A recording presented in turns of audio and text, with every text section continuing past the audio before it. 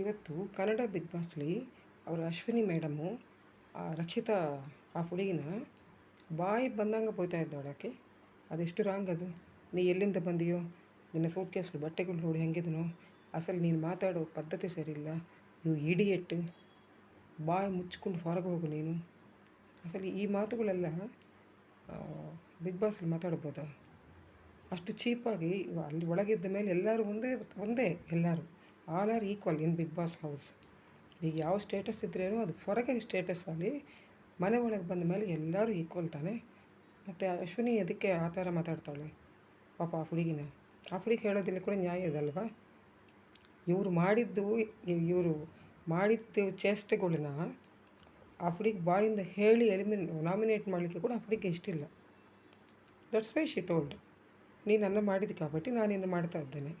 ಅದಿಲ್ಲಿ ತಪ್ಪೇನಿದೆ? ಇವರಿಗೆ ರೀಸನ್ ಯಾಕೆ? What ever it is, Ashwini ಬೇಕಂತ ಇನ್ವಾಲ್ವ್ ಆಗಿ ಅವರಿಬ್ಬರು ಇನ್ನಿಬ್ಬರು ಬೇರೆಯವರು ಜಗಳಾಡ್ತಾ ಇದ್ದಾರೆ, ಈಗ ಮಧ್ಯದಲ್ಲಿ ಹೋಗಿ ರಕ್ಷಿತಾನ ಅಂಬೋದು ಮಾತ್ರ ತುಂಬ ತಪ್ಪು. ನಾಳೆ ಸುದೀಪ್ ಸಾರ್ ಬಂದು ಅಶ್ವಿನಿ ಮೇಡಮ್ಗೆ ಸರಿಯಾಗಿ ಬುದ್ಧಿ ಹೇಳೋದು ನಡೀತೆ, ನೀವು ನೋಡ್ರಿ.